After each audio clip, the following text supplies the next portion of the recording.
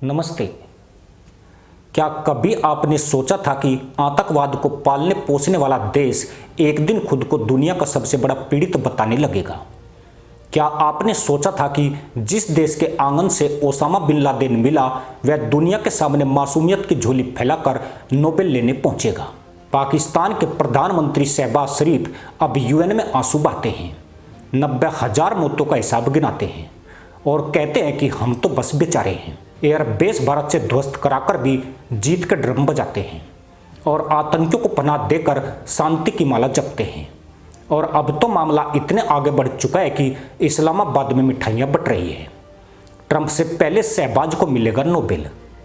यह वही पाकिस्तान है जहां लादेन को शहीद कहा गया था, जहां नई प्रतिबंधित आतंकियों की लिस्ट उन्हीं के नागरिकों से भरी पड़ी है, जहां दुनिया भर के आतंकियों की फैक्ट्री खुली थी।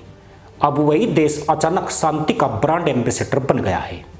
मजाक यह नहीं है कि शहबाज शरीफ नोबेल मांग रहे हैं, मजाक यह है कि वे इसे पाने के लिए रो रो कर भावनात्मक ब्लैकमेल चला रहे हैं। तो तैयार हो जाइए एक ऐसे सच के विस्फोट के लिए जो आपको सोचने पर मजबूर कर देगा, क्योंकि यह कहानी सिर्फ पाकिस्तान की नहीं है, दुनिया के उस पाखंड की भी है जहां आतंकवाद की फैक्ट्री को भी शांति का तबगा पहनाया जा सकता है। संयुक्त राष्ट्र में शहबाज शरीफ के भाषण की शुरुआत ही फिल्मी थी। हम आतंकवाद के शिकार हैं। उन्होंने आंकड़े भी पेश किए, कहा कि 90,000 नागरिक मारे गए, लेकिन उन्होंने यह नहीं बताया कि ये 90,000 किसके कारण मरे। दुनिया जानती है कि 1979 से लेकर 2023 तक पाकिस्तान में आतंकवाद से जुड़ी हिंसक घटनाओं में 70,000 से ज़्यादा लोग मारे गए, लेकिन इन घटनाओं में से ज़्यादातर उन्हीं के बनाए या पनाह दिए संगठनों के हाथों हुई। शहबाज शरीफ ने यूएन में दावा किया कि पाकिस्तान ने आतंकवाद के खिलाफ सबसे बड़ी कीमत चुकाई है। दुनिया की सबसे बड़ी विडंबना यही है, पाकिस्तान की फौज और सरकार वर्षों तक रणनीतिक गहराई के नाम पर आतंकियों को पालती रही और आज वही आतंकवादी उनके गले की हड्डी बने हुए हैं। भारत के एयरबेस पर हमलों के बाद पाकिस्तान ने भी कहा कि हमने अपनी जमीन से आतंकवाद खत्म कर दिया। अब आइए समझते हैं कि पाकिस्तान को अचानक नोबेल की याद आ गई। पाकिस्तान की अर्थव्यवस्था दिवालिया होने के कगार पर है। विदेशी मुद्रा भंडार 2023 के अंत में केवल 3 अरब डॉलर तक सिमट गया था, जो मुश्किल से कुछ हफ्तों का आयात कवर कर पाता है। IMF के ऋण पर टिके हुए इस देश को अब शांति का तमगा ही नई कमाई का रास्ता लग रहा है।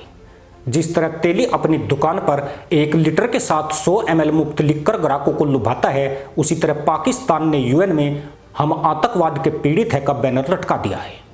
ओसामा बिन लादेन के मुद्दे पर पाकिस्तान की पोल पूरी दुनिया के सामने खुली। अमेरिकी स्पेशल फोर्सेज ने एबटाबाद में ऑपरेशन किया और ओसामा को मार गिराया। पाकिस्तान का कहना था, हमें तो पता ही नहीं था। पाकिस्तान में नई प्रतिबंधित आतंकियों की लिस्ट लगभग उसी के नागरिकों से भरी है। संयुक्त राष्ट्र सुरक्षा परिषद की लिस्ट में मसूद अजहर, हाफिज सईद, अब्दुल रहमान मक्की जैसे नाम हैं। ये सब पाकिस्तान में खुलेआम घूमते हैं। यह वैसा ही है जैसे मोहल्ले का भिखारी आपके घर का सामान चोरी करे और फिर आपकी छत पर बैठकर भजन गाए। पर मामला यहीं तक सीमित नहीं है। यूएन के मंच पर शहबाज शरीफ का रोना वैसा ही था जैसे काम वाली बाई 3 दिन छुट्टी मारकर चौथे दिन आकर बोले, मैडम मेरे बिना आपका घर कैसा गंदा हो गया।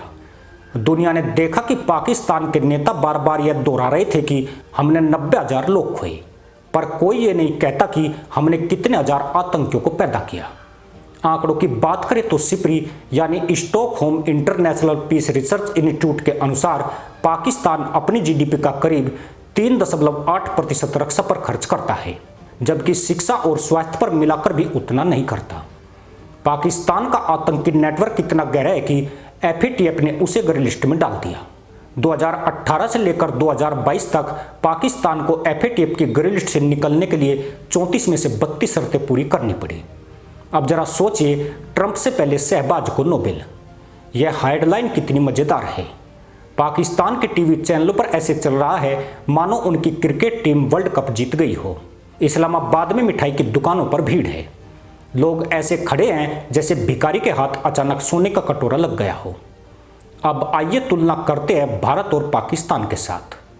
भारत ने आतंकवाद के खिलाफ सर्जिकल स्ट्राइक और बालाकोट एयर स्ट्राइक जैसे ठोस कदम उठाए। पाकिस्तान वही यूएन में जाकर कहता है हम तो पीड़ित हैं। यह वैसा ही हुआ जैसे काम वाली बाई आपके घर में झाड़ू लगाते लगाते आपकी अलमारी भी साफ कर दे, फिर बोले मैडम देखो मैंने कितनी सफाई की। पाकिस्तान में राजनीतिक अस्थिरता इतनी है कि पिछले 15 साल में 3 प्रधानमंत्री हटाए गए। सेना की दखल इतनी गहरी है कि कोई नेता टिक ही नहीं पाता। पाकिस्तान के शिक्षा संस्थानों में भी कट्टरपंथी विचारधारा पनप रही है। मदरसों की संख्या 1947 में लगभग 245 थी, आज लगभग 30,000 से ज़्यादा है। इन मदरसों में पढ़ाई जाने वाली विचारधारा ने एक पूरी पीढ़ी को प्रभावित किया है। यह वैसा ही हुआ जैसे धोबी अपने बच्चों को कपड़ा धोने की ट्रेनिंग देने की बजाय पड़ोसी की वॉशिंग मशीन में घुसना सिखा दे। अब सोचिए दुनिया भी कितनी भोली है। जैसे ही पाकिस्तान शांति बोलता है, सब देशों के नेता फोटो खिंचवाने दौड़ते हैं। IMF के कर्ज की किस्त मिले तो पाकिस्तान के नेता टीवी पर आकर चिल्लाते हैं हमारी अर्थव्यवस्था पटरी पर आ गई। यूएन में शहबाज शरीफ के भाषण के बाद पाकिस्तान के सोशल मीडिया पर ट्रेंड चला नोबेल शहबाज के लिए। अब एक और दिलचस्प आंकड़ा देखिए, पाकिस्तान का विदेशी कर्ज 2024 में 130 अरब डॉलर के पार चला गया। यह वैसा ही हुआ जैसे काम वाली बाई हर महीने एडवांस वेतन लेकर भी महीने के बीच में बोले मैडम उधार और दे दो। दुनिया के सामने पाकिस्तान का यह रूप नया नहीं है। 1980 के दशक में अफगानिस्तान युद्ध के दौरान पाकिस्तान ने अमेरिका से अरबों डॉलर की मदद ली। उस वक्त पाकिस्तान ने आतंकियों को ट्रेनिंग दी और बाद में वही आतंकवादी पाकिस्तान में घुस आए। अब भविष्य का दृश्य सोचिए, नोबेल का मंच और शहबाज शरीफ को शांति पुरस्कार मिल रहा है, तालियां बज रही है। पीछे स्क्रीन पर ओसामा बिन लादेन की फोटो धुंधली दिखाई दे रही है। शहबाज शरीफ कहते हैं हमने आतंकवाद से लड़ाई की। भारत में लोग इस खबर को हंसी में ले रहे हैं। सोशल मीडिया पर मीम बन रहे हैं नोबेल शांति पुरस्कार 2025 पाकिस्तान के प्रधानमंत्री शहबाज शरीफ, स्पॉन्सर्ड बाय हाफिज सईद। यह वैसा ही हुआ जैसे तेली की नई दुकान पर लिखा हो 100% शुद्ध तेल, साथ में मुफ्त मिलावट।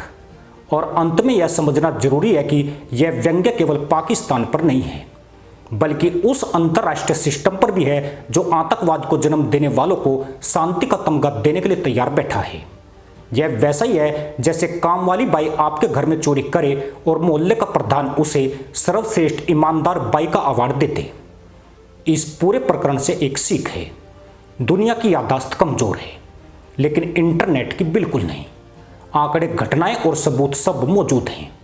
पाकिस्तान चाहे जितना भी खुद को पीड़ित दिखाए, सच यही है कि आतंकवाद की फैक्ट्री उसी की जमीन पर खड़ी हुई है और वही अब उसका ब्रांड बेच रहा है।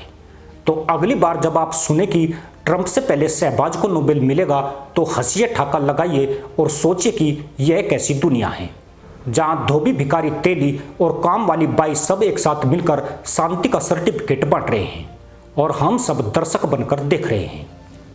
इसी के साथ अनुमति दोस्तों, जय हिंद, वंदे मातरम।